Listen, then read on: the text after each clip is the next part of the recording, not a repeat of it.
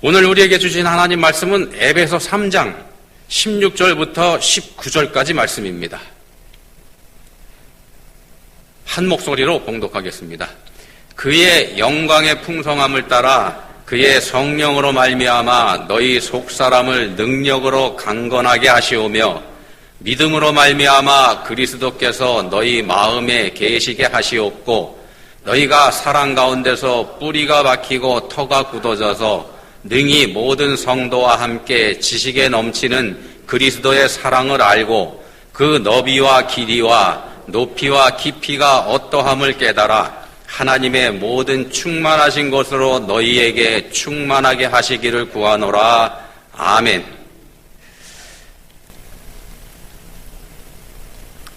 영성신학자 헨리 나우엔이라는 분 계시죠? 아는 분들 많으실 텐데요. 이분이 독일의 유명한 서커스단의 공연을 한번 구경한 적이 있답니다. 그거 보니까 이제 그네를 타면서 공중고개하는 그런 묘기도 있죠. 그걸 처음 해보고서 굉장히 놀라고 큰 감동을 이분이 받았던 모양입니다. 어떤 계기가 있어서 그 서커스 단원들하고 이제 가까워지고 그럴 기회가 있었는데 연습하는 모습도 보게 되고요. 한 번은 그 서커스단의 단장하고 얘기할 기회가 있어서 평소에 항상 궁금해 가지고 있었던 그런 질문을 한번 했더랍니다. 뭐냐면은 사람이 어떻게 공중을 저렇게 가볍게 날아서 반대편 그네에 매달려 있는 그 사람한테 매달릴 수 있는지, 어떻게 그렇게 사람이 날아가서 붙잡을 수 있는지 그게 참 궁금하다, 이런 질문을 했더랍니다. 물론 이제 수많은 연습을 통해서 그게 되는 거긴 하겠지만은요, 그렇게 할 수 있다는 그 사실이 이분이 보기에는 눈으로 보면서도 믿어지지 않는 그런 거였었기 때문에 이런 질문을 했습니다. 사람이 어떻게 저럴 수가 있나? 했더니 서커스 단장이 이런 말을 하더랍니다. 거기에는 큰 비밀이 숨어 있다고. 근데 그 비밀이 뭐냐 하면은요, 이 공중근의 고개에서는 공중을 날아서 반대편 사람을 붙잡는 사람, 그러니까 공중을 날아가는 플라이어, 날아가는 사람한테 모든 갈채가 쏟아지게 되지만 사실은 그 사람은 아무것도 안 한다는 겁니다. 단장이 그런 말을 하면 그 사람은 아무것도 안 한다고. 공중근의 고개의 비밀은 플라이어가 아니고 캐쳐한테 있습니다, 이런 말을 합니다. 그러니까 건너편에서 날아오는 사람을 잡아주는 사람, 받아주는 사람이죠. 이 사람이 진짜라는 겁니다. 잡아주는 사람이 이 고개의 진정한 주인입니다, 이런 얘기를 합니다.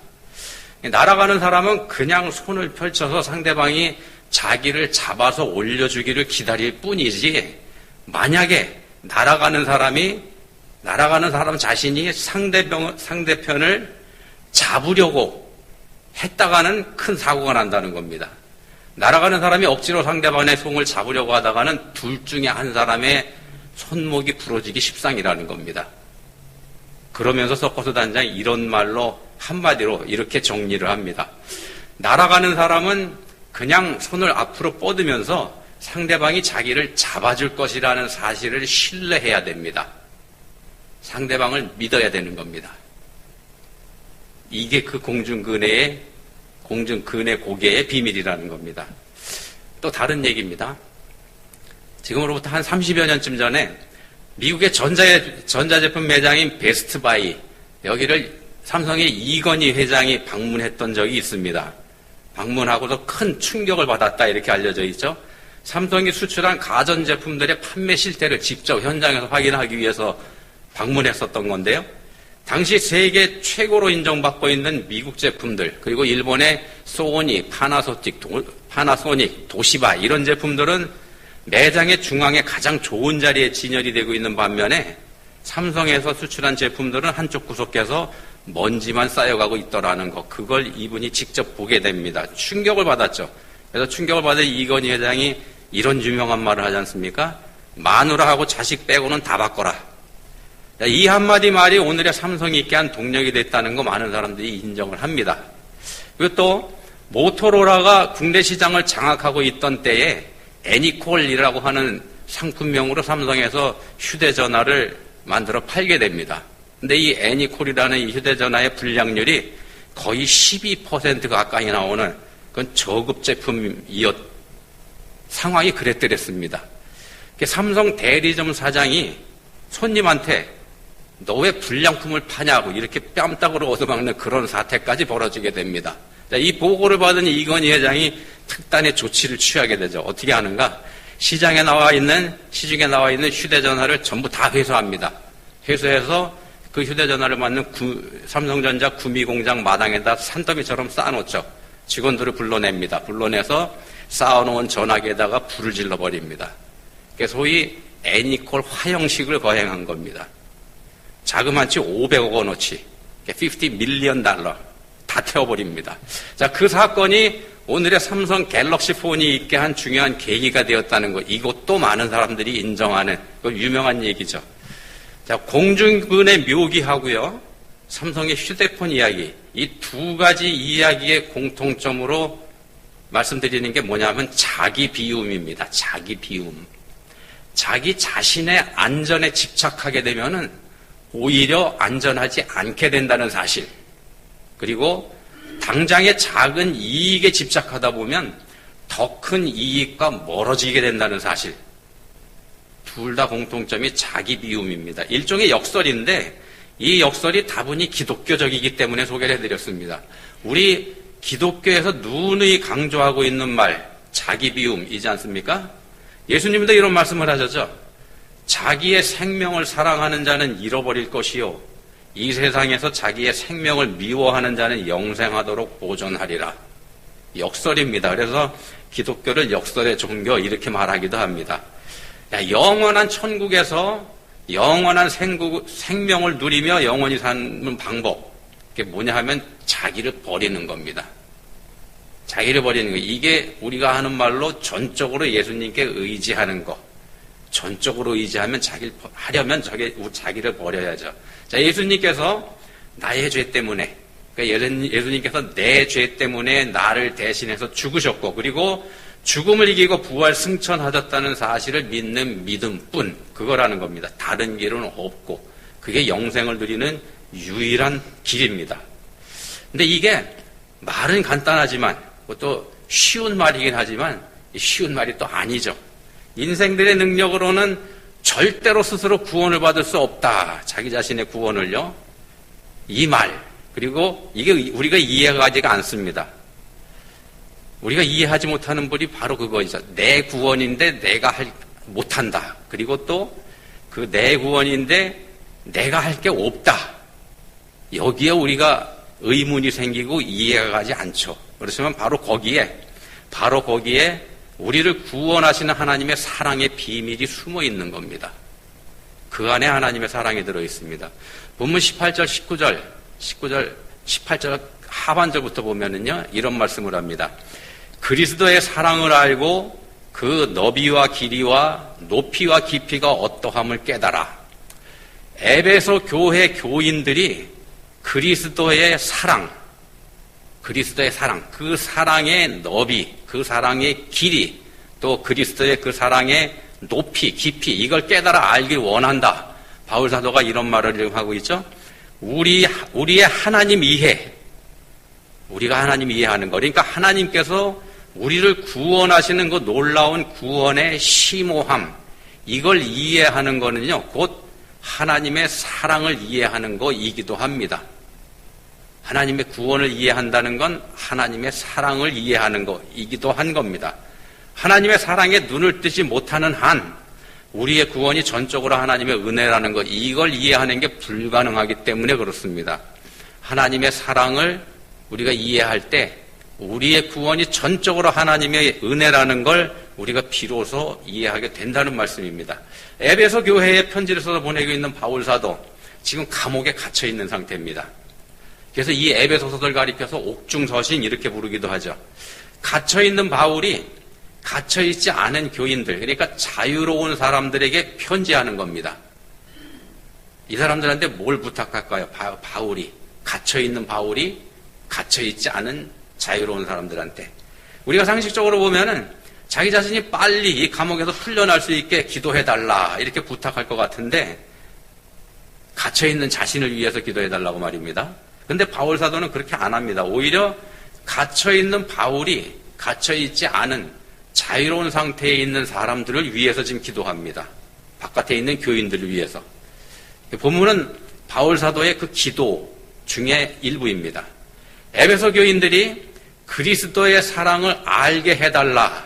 그리고 그 사랑의 너비와 길이, 그 사랑의 높이와 깊이, 그게 어떤지 그것도 깨닫게 해주십사. 이렇게 하나님한테 기도하는 내용이 본문입니다. 그 사랑을 아는 게 본문 16절에 나오는 속사람의 강건, 오늘 말씀의 제목입니다. 속사람의 강건하고 연결이 되어 있기 때문에 그렇습니다. 속사람의 강건은 곧 그리스도의 사랑을 깨달아 아는 거이기도 합니다. 근데 우리의 그 속사람의 강건이라고 하는 건요, 우리가 스스로 할 수 있는 게 아니라는 겁니다. 본문 16절에 보시면은 성령으로 말미암아라는 말씀이 나오는데, 우리의 속사람의 강건, 이건 우리 스스로 할 수 있는 게 아니고 성령으로 말미암아 되는 일입니다. 바꿔 말씀드리면 하나님께서 되게 해주시는 일이라는 겁니다. 우리 스스로 할 수 있는 게 아니고요. 그래서 에베소 교인들을 그렇게 되게 해주시기를 지금 기도하고 있는 겁니다. 하나님 편에서 보면은 성령으로 말미암아 되게 해주시는 일인 반면에, 우리 인간 편에서 보면은요, 17절에 나오는 말씀대로 믿음으로 말미암아 되는 일입니다. 하나님 편에서는 성령으로 베푸시는 은혜이고, 우리 사람 편에서는 믿음으로 받아들이는 겁니다. 믿음으로 받아들이는 거. 믿음으로 받아들이는 게 곧 사랑하는 거이기도 합니다. 내가 받은 그리스도의 그 사랑을 깨달아 아는 거. 자, 속사람의 강건은요, 속사람의 강건은 내가 받은 십자가의 사랑을 아는 것에서부터 시작을 합니다. 사랑에서부터 시작을 한다는 말씀입니다. 사랑이 답입니다. 에베소에 지금 바울 사도가 편지를 써서 보내는데, 이 에베소 교회가 어떤 교회인지 그것부터 한번 보겠습니다. 에베소라고 하는 이 지역은요, 로마 제국 안에 있는 아시아주에서 가장 큰 도시입니다. 그러니까 우리가 소아시아라고 부르는 그 지역의 중심 도시입니다. 지금으로 보면 어느 쪽에 해당이 되는가 하면 터키 반도의 서남쪽, 바닷가에 있는 그쪽 지역에 해당이 됩니다. 여기를 당시에 아시아라고 불렀습니다. 우리는 지금 아시아 대륙 전체를 아시아라고 부릅니다만, 성경에 나오는 아시아는 그 작은 지역을 가리킵니다. 거기에 계시록에 보시면 7교회가 나오죠. 그걸 소아시아 7교회 이렇게 부릅니다. 제3차 전도 여행 때에 2년 넘게 이 에베소에 바울 사도가 머물면서 개척한 교회가 에베소 교회입니다. 바울 사도가 개척을 했고, 후에 디모데가 사역을 했고요.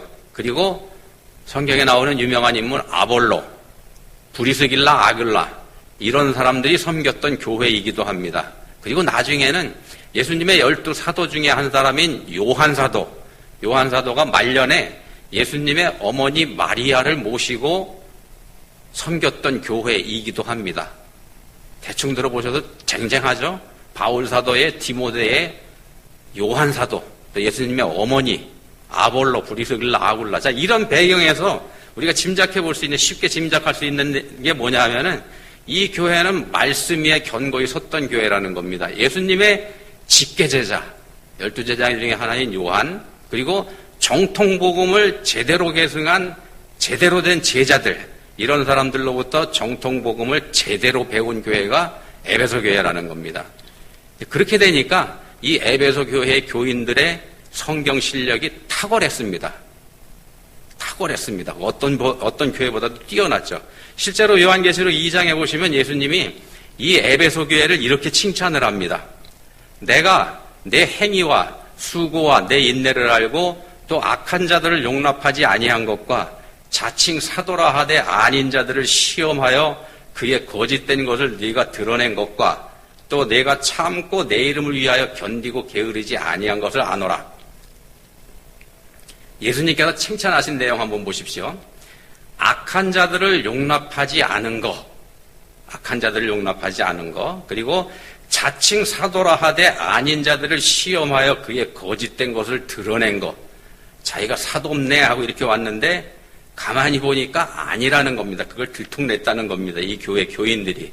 워낙 말씀을 바로 알고 복음에 정통하다 보니까 이단 사설이 끼어들기 어려웠던 교회가 바로 이 에베소 교회였던 겁니다. 1세기 당시에 대표적인 이단이었던 영지주의, 발을 붙이기가 어려웠고요. 또 교회 안에서 생긴 대표적인 이단으로 꼽히는 니골라당, 이 사람한테도 이 교회가 넘어가지 않은, 그러니까 말씀의 전신갑주로 무장한 교회가 바로 이 에베소 교회였다라는 겁니다. 그래서 이런 말씀 나오죠. 뒤에 보시면 네가 니골라당의 행위를 미워하는도다. 나도 이것을 미워하노라. 네가 니골라당의 행위 미워하는데 나도 그거 미워해. 예수님이 이런 말씀하십니다. 얼마나 큰 칭찬입니까?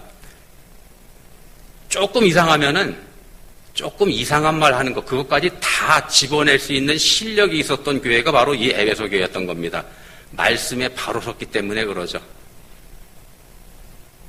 정통 교리를 분명히 알고 있으면 조금 이상한 거 금방 드러납니다. 뭔가 이상한데 그게 다 들통냈던 교회가 바로 에베소 교회입니다. 근데 예수님의 그 엄청난 칭찬이 이런 질책으로 이 에베소 교회에 주어지죠. 계시록 2장 4절에서 예수님이 이렇게 말씀합니다. 그러나 너를 책망할 것이 있나니 너의 처음 사랑을 버렸느니라.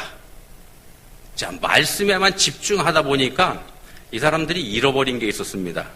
그게 뭐냐 하면은 바로 말씀에 담겨 있는 정신이죠. 그리스도의 사랑. 이걸 잃어버렸습니다. 한번 생각해 보십시오. 말씀이 먼저인가요? 사랑이 먼저인가요? 사랑이 중요합니까? 아니면 말씀이 더 중요합니까? 둘 중에 하나를 고르시자면 여러분은 어떤 거 고르시겠습니까? 예수님은 이 중에서 사랑을 고르십니다. 하나님은 사랑이시죠. 하나님이 세상을 이처럼 사랑하사 이 세상을 창조하셨습니다. 이 세상을 말씀으로 창조하셨죠. 말씀으로 세상을 창조하셨습니다. 자, 사랑이 하나님의 목적이었다면은, 사랑이 하나님의 목적이었다면, 말씀은 그 사랑을 실현하는 도구로 사용하신 셈입니다. 우리가 말씀으로 든든히 무장해야 되는 이유는 하나님의 사랑을 바로 알고 그 사랑을 바로 전하기 위해서입니다. 말씀으로 든든히 무장하는 이유는 하나님의 사랑을 제대로 알기 위해서. 말씀이 곧 사랑입니다. 사랑이 없으면 그 말씀은 아무것도 아니라는 겁니다. 사랑이 없으면 아무것도 아닙니다. 우리가 종종 주변 사람들 우리도 비난하기도 하죠. 말씀에 근거해서 내가 맞기 때문에 비난합니다. 주일 성도 제대로 하지 않는다. 이런 비난도 우리가 하기도 하고, 봉사를 왜 이렇게 하는 게 시원찮아. 좀 일 좀 해야 되잖아. 이렇게 비난하기도 하고요.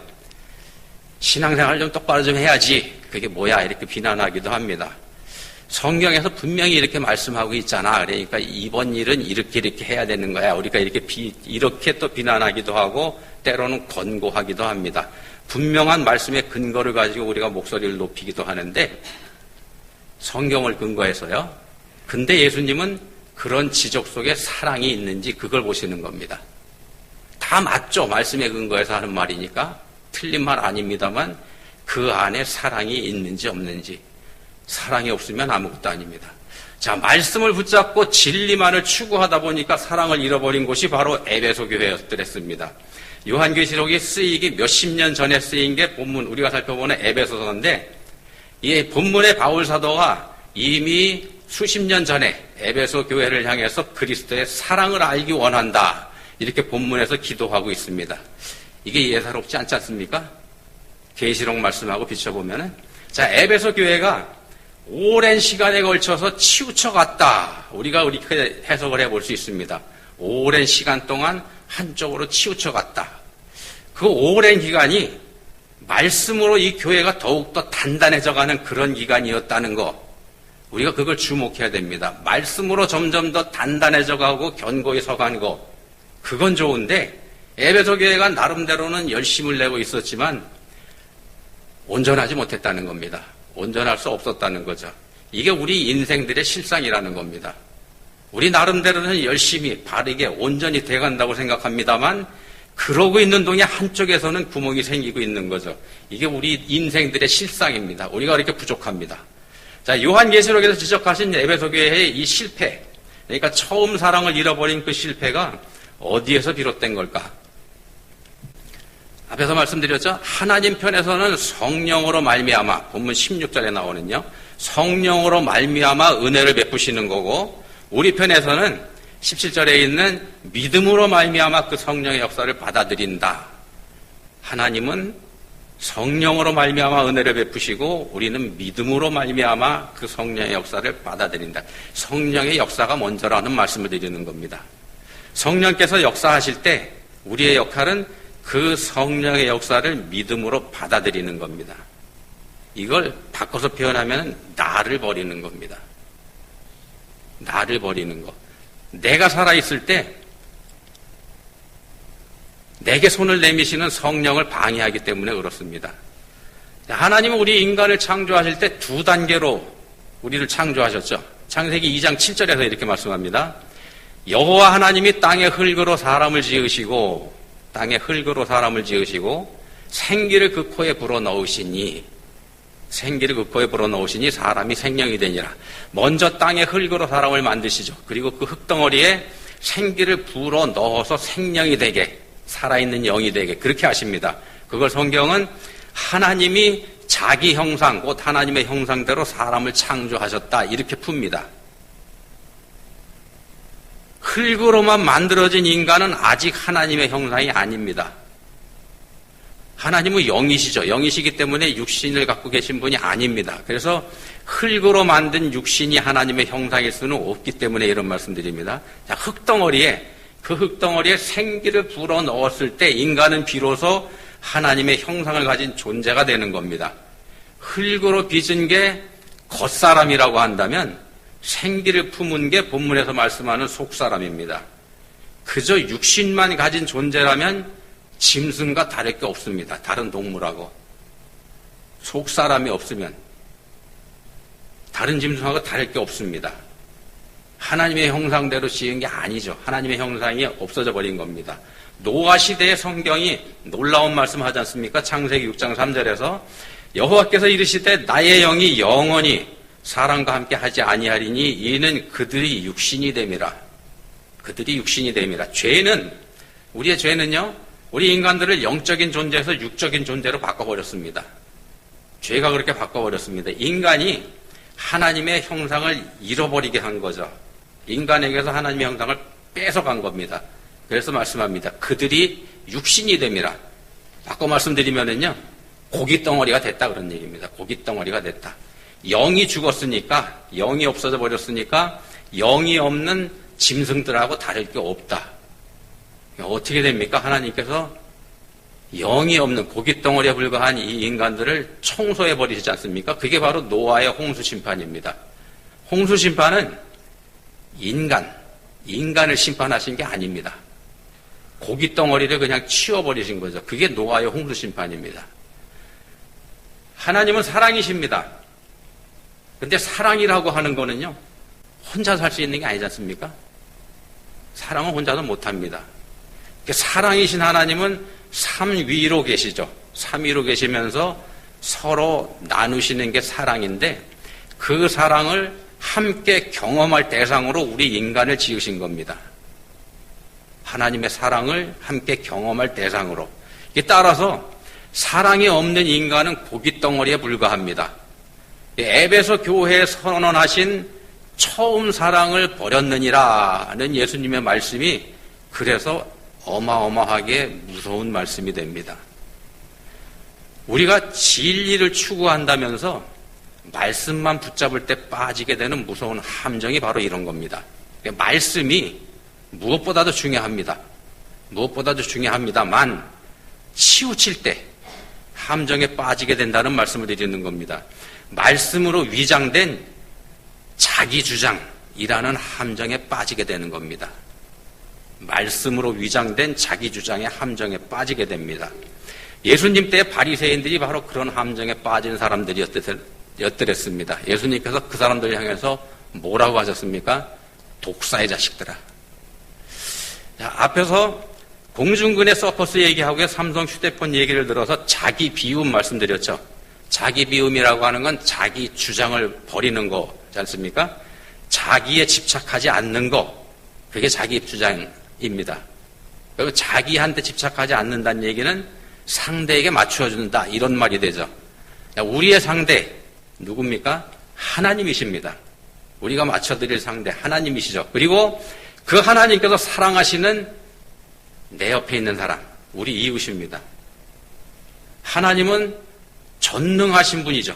전지하십니다. 절대자이십니다. 창조주 하나님이시죠. 창조주 하나님께서 먼저 우리한테 손을 내밀어 주셨습니다. 성령으로 말미암아 우리에게 역사하신 겁니다. 자, 우리는 믿음으로 말미암아 그분의 손을 마주 잡아야 되는 겁니다. 마주 잡아야 되는데 다만 조건은 내가 잡는 게 아닙니다. 그러다가는 사고 납니다.